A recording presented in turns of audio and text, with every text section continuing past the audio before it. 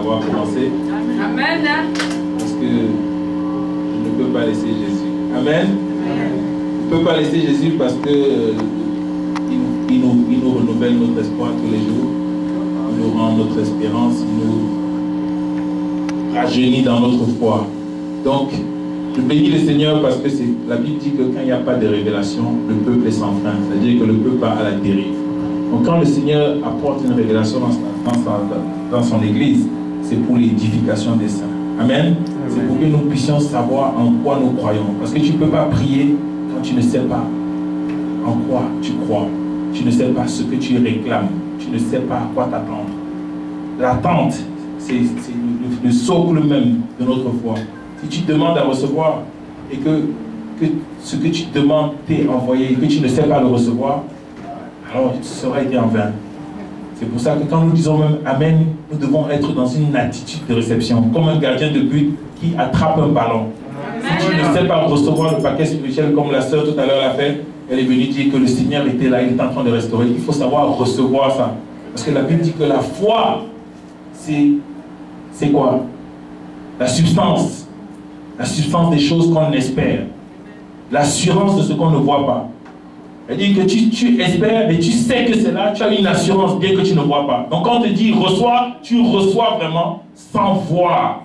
C'est comme si tu marchais dans une salle, dans ta chambre. Tu marches dans ta chambre. Tu sais où se trouve l'interrupteur. Amen. Tu sais où se trouve ton lit, tu sais où se trouve ta table de chevet, tu sais où se trouvent tous ces trucs. Tu ne vas pas les toucher parce que tu sais c'est ta chambre. Donc quand tu vas vers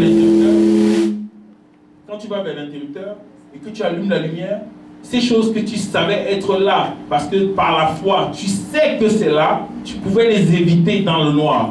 Maintenant, quand tu mets la lumière, tu les vois. Tu avais la ferme assurance que ces choses étaient là. C'est la même chose. Dans le Seigneur, il nous a tout donné. La Bible dit dans le livre d'Éphésiens que nous avons été bénis de toutes sortes de bénédictions spirituelles dans les lieux célestes. Elle dit que nous avons tout ce que nous pouvons espérer. La Bible dit que Jésus, Dieu a mis en lui la plénitude de toute la divinité corporellement dans son corps. Toute la divinité se trouve. Tout ce que Dieu a de bon se trouve dans le Seigneur. Amen. Donc quand un homme de Dieu, un serviteur de Dieu, un frère, un saint te dit reçois, il faut savoir recevoir ce qu'il te donne. Amen. Amen. Parce que c'est comme ça que tu vas le faire matérialiser maintenant dans le visible. Amen. Amen. Donc ce matin, je vais te demander, si tu ne connais pas ta Bible, de te rapprocher de quelqu'un qui connaît la Bible. Parce que nous allons attacher nos ceintures et nous allons aller très vite. Amen. Amen. Nous allons aller très très vite. Bon, j'ai un problème, c'est que j'aime beaucoup les révélations. Vous vous rappelez ce que j'ai dit, c'est que la Bible dit que quand il n'y a pas de révélation, le peuple est sans frein. Amen. Donc aujourd'hui, vous allez découvrir que nous avons déjà parcouru tout le message à travers les louanges, à travers la direction de la sœur Carole, à travers ce que l'ancien a dit tout à l'heure, le diacre. Vous allez découvrir que tout a été dit. Et j'étais surpris parce que c'est dans l'esprit. L'esprit est là. C'est comme quand tu écoutes la radio, les ondes sont là. Si tu n'as pas un capteur, une radio pour capter ce qui se passe, tu ne peux pas savoir qu'il y a une émission qui est en train de se passer.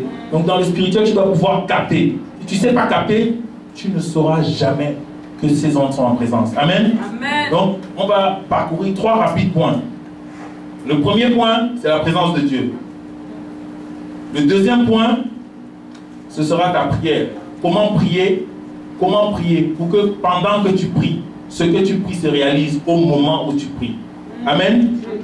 C'est-à-dire que vous imaginez à quel point il est arrogant de dire que pendant que tu pries, ça se réalise. Amen. Et la Bible dit que Dieu a créé toutes choses par la parole. Amen.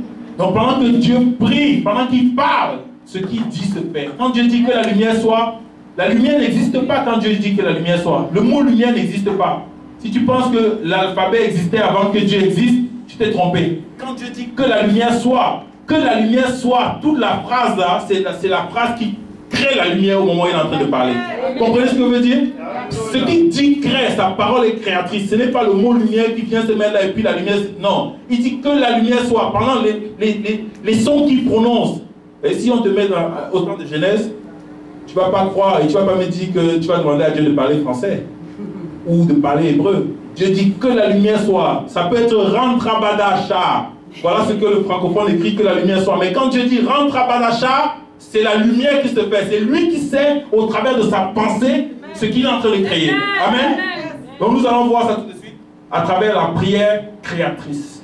Comment prier avec la voix de Dieu, de façon que toi aussi, quand tu pries, la chose pour laquelle tu pries se réalise sur le champ dans ta vie. Amen. Amen. Et dis sur le champ. Amen. Alors, qui rentre de grosses voitures avant de sortir d'ici. La Bible dit que si vous demandez mal, vous ne recevez rien. Parce que vous demandez pour votre chair. Amen. Amen.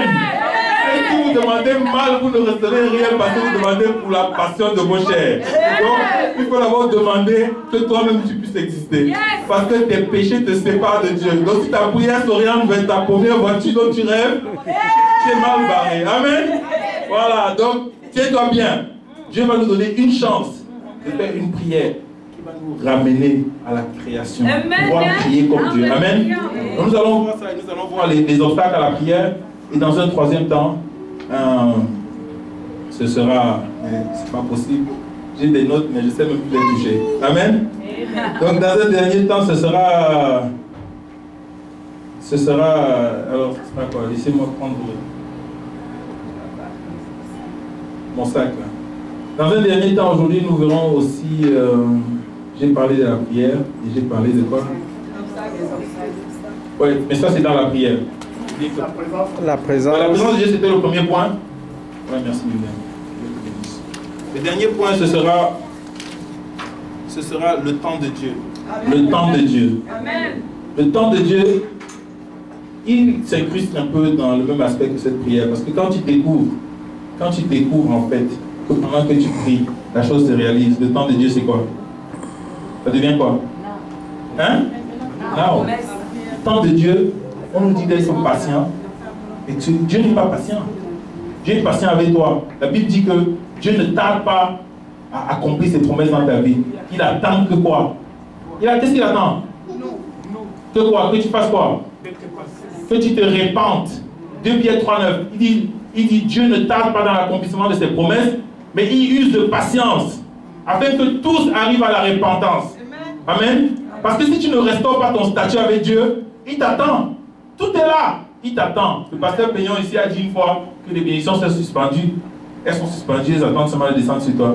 Mais comment tu veux recevoir de Dieu alors que tu n'es pas dans la présence de Dieu? Comment tu veux recevoir de Dieu alors que tu n'es pas un avec lui? Dieu, la Bible dit qu'il n'y a aucun nombre de variations en lui. Il n'y a rien qui... Jésus dit, homme, qu'y a-t-il? Femme, qu'y a-t-il entre toi et moi? Il n'y a aucun lien entre nous deux. Je suis saint, tu n'es pas saint. C'est pas que vous avez des problèmes. Il dit, je suis saint. Toi, tu n'es pas saint. Qu'y a-t-il entre toi et moi? Il t'invite à demeurer en lui et que lui demeure en toi. À ce moment-là, vous êtes un et tu peux réclamer. Mais Dieu ne te demande une seule chose, que tu te répandes. La Bible dit que si vous confessez vos péchés, il est juste et fidèle pour vous pardonner. Amen. Donc, nous allons faire rapidement ces points-là. Parler de la présence de Dieu, parce que la présence de Dieu, c'est celle qui nous apporte la foi. Parce que beaucoup de gens disent que Jésus est mort il y a 2000 années. Amen.